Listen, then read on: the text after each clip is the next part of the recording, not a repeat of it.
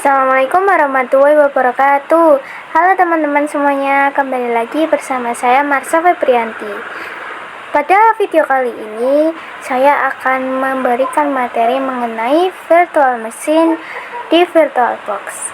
Langsung saja kita ke videonya ya. Nah teman-teman, materi yang akan saya berikan pada bab virtual machine pada VirtualBox bab 2 ada 5. Yang pertama yaitu install Ubuntu pada VirtualBox, kedua power off versus save, ketiga snapshot virtual machine, keempat clone virtual machine, dan yang kelima dan terakhir adalah export import virtual machine. Nah sebelumnya pasti teman-teman bertanya, apa sih Ubuntu itu?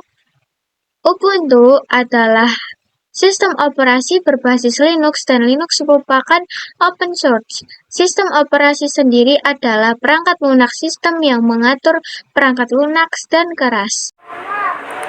Sebelum kita langsung install Ubuntu, sebelumnya kita harus memiliki aplikasi VirtualBox terlebih dahulu. Jika teman-teman belum memiliki aplikasi VirtualBox, teman-teman bisa mengecek ke video saya sebelumnya. Di situ terdapat video mengenai mendownload dan menginstal VirtualBox. Kemudian, kita juga harus menginstal Ubuntu servernya terlebih dahulu. Langkah yang pertama, kalian buka aplikasi pencarian. Di sini saya menggunakan Google Chrome dan ketik download Ubuntu server. Teman-teman klik saja yang atas ini yang terdapat tulisan servernya ya teman-teman. Nah kemudian klik pada download ini, teman-teman klik lagi download now, dan di sini terdapat progresnya ya teman-teman. Namun saya tidak akan mendownloadnya lagi karena sebelumnya saya sudah punya filenya. Nah, langsung saja kita ke tutorial bagaimana cara menginstal Ubuntu. Kita langsung buka saja aplikasi VirtualBox.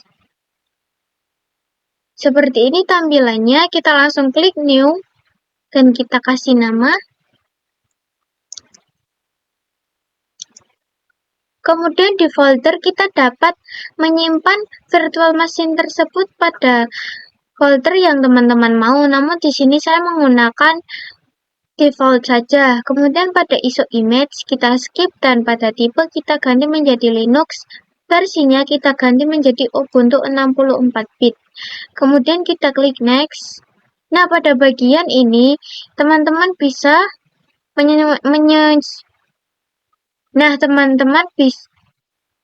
pada bagian ini teman-teman bisa menyesuaikannya sesuai dengan teman-teman mau. Namun jangan sampai melewati batas merah ini ya. Di sini saya akan mengubah prosesornya saja menjadi 4. Jika sudah, kita klik next. Kemudian pengaturan ini saya menggunakan pengaturan default saja seperti ini dan klik next. Kemudian jika sudah seperti ini kita klik finish dan seperti ini.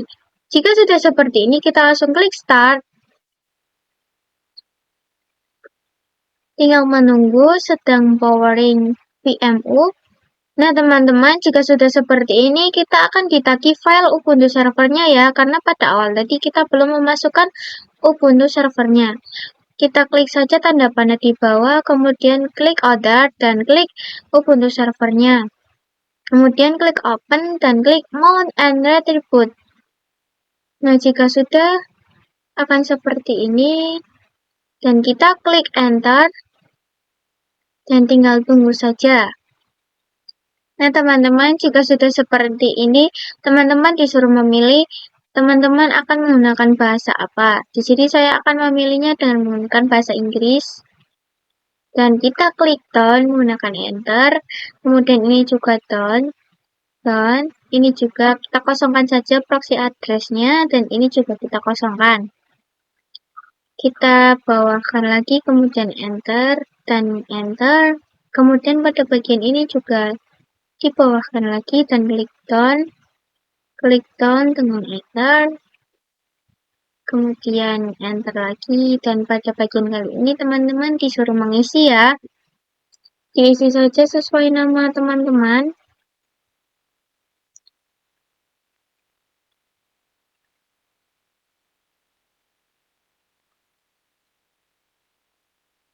Kemudian pada server name saya menggunakan nama Marsa Server dan username saya menggunakan nama saya.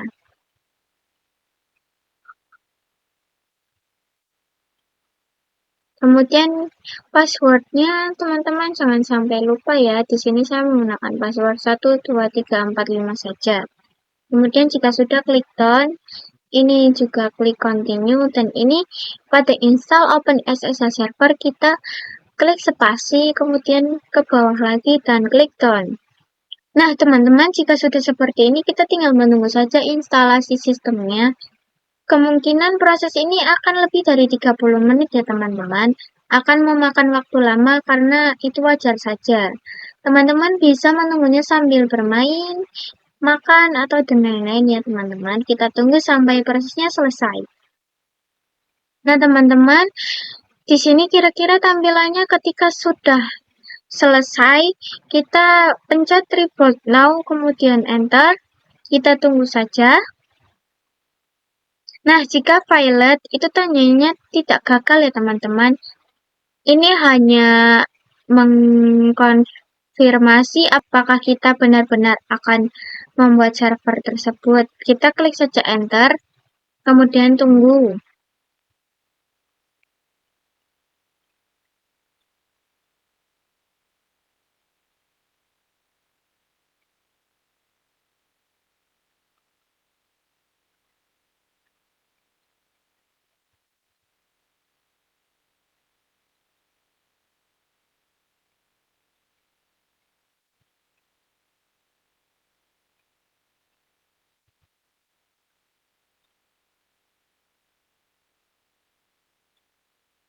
Nah, di sini jika sudah, teman-teman disuruh login kembali. Klik saja username server kalian. Kemudian klik enter dan kita ketikkan passwordnya. Nah, teman-teman pada bagian password di sini tidak kelihatan namun akan tetap bisa ya teman-teman. Jadi jika passwordnya teman-teman salah, itu akan terjadi error dan meminta untuk login terus. Jika sudah, kita klik enter.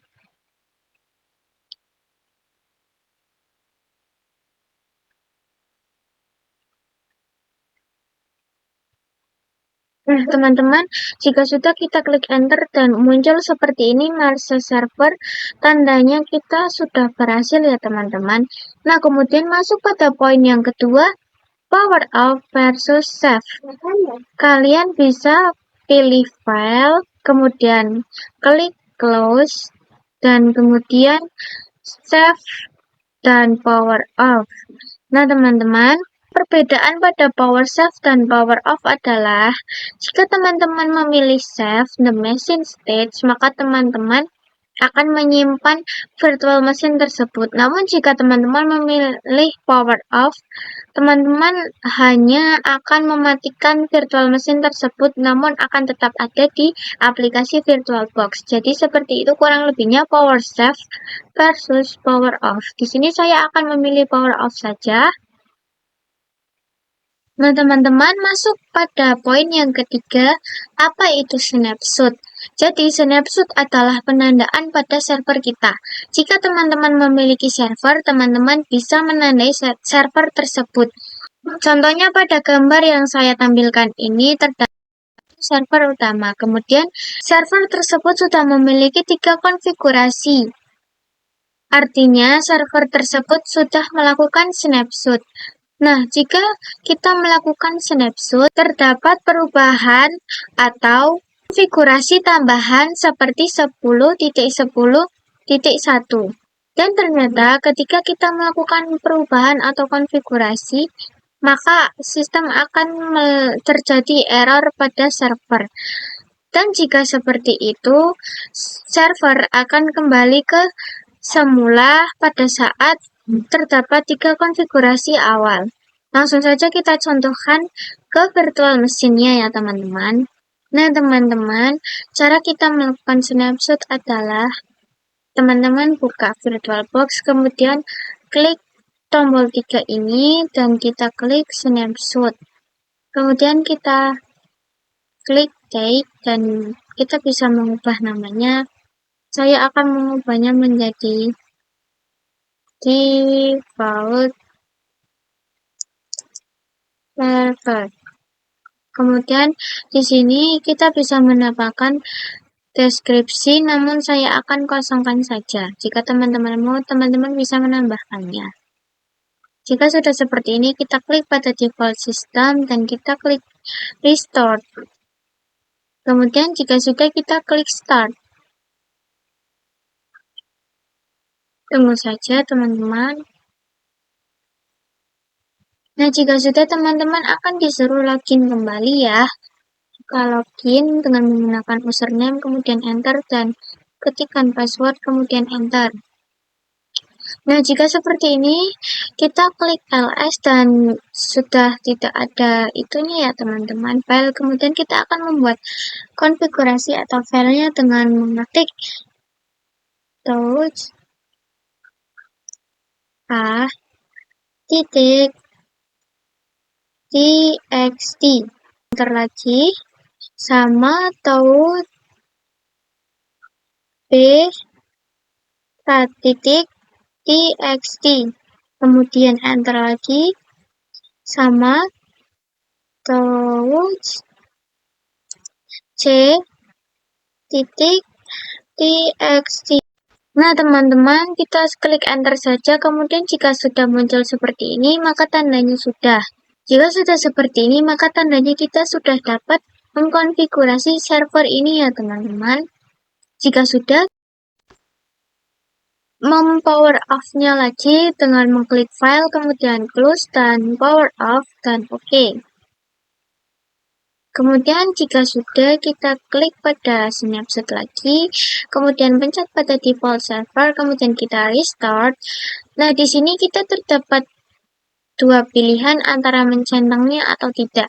Di sini terdapat pilihan create a snapshot of the current machine state. Karena sebelumnya kita sudah men-snapshot server tersebut, maka kita tidak perlu men-snapshotnya lagi, tinggal restore saja. Maka kita tidak akan mencentangnya ini ya teman-teman. Kemudian kita klik restore dan klik start. Kita tunggu saja.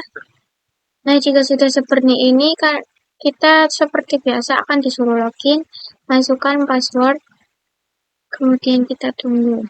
Nah, di sini kita akan ketik ls dan enter. Nah, teman-teman, jika sudah tidak ada touch a txt dan touch b dan c, tandanya kita berhasil melakukan restore. Nah, teman-teman, kita akan masuk ke materi berikutnya, yaitu bagaimana cara mengklon virtual machine. Klon virtual machine adalah bagaimana cara menduplikasi server punya kita. Contohnya pada gambar yang saya tunjukkan, terdapat satu server ingin menduplikasinya menjadi satu server atau lebih. Kemudian, ketika kita sudah menduplikasinya, tentunya isinya akan sama pada server yang pertama. Cara kita membedakannya adalah dengan menggonda-ganti isi server tersebut. Cara mengklon virtual machine adalah dengan cara klik kanan, kemudian klik clone, kemudian pilih namanya. Kemudian saya di sini memilih nama default saja, Marshall Server 1 Clone. Kemudian pada path di sini kita dapat memilih di mana kita akan menyimpan cloning tersebut ya teman-teman. Di sini saya akan menyimpannya di folder tckp. Kemudian kita select folder dan kita langsung pilih next. Kemudian di sini terdapat pilihan full clone atau link clone. Saya akan jelaskan apa perbedaannya. Kalau full clone, kita akan full copyright isi virtual machine kita. Namun jika kita pilih link in, kita hanya mengcopyright setengahnya saja. Di sini saya akan mengirim full clone. Kemudian next. Ini juga sama seperti tadi. Kemudian saya pilih current match stage karena itu akan mengcopyright semuanya. Kita klik finish. Tunggu saja, kita sedang mengcopy machine. Nah teman-teman, jika sudah seperti ini, maka tandanya kita sudah berhasil mengcopy server bank pertama ini ya teman-teman, ini adalah kopinya. Kemudian saya akan masuk ke poin yang terakhir, bagaimana cara mengimpor dan ekspor virtual machine. Kita akan pilih bagian mana yang akan kita impor, kemudian kita klik file, kemudian kita ekspor, dan pilih yang mana, kemudian next. Terus kita akan memilih, kita akan menyimpannya di mana. Saya akan menyimpannya di tadi pada saat cloning saya menyimpannya pada TJKT tadi ya teman-teman, pada server tadi ini. Jadi saya menyimpannya di server 1 clone, kemudian open, kemudian save. Kemudian pada bagian ini kita default saja, kemudian next. Kemudian kali ini kita klik finish. Kita tunggu saja, ini sedang mengekspor. Dan teman-teman, jika sudah, maka prosesnya akan tidak terlihat lagi. Kemudian saya akan memberikan bagaimana cara mengimpor virtual machine. Kita melakukan cara yang sama pada awal tadi, klik file, kemudian pilih import.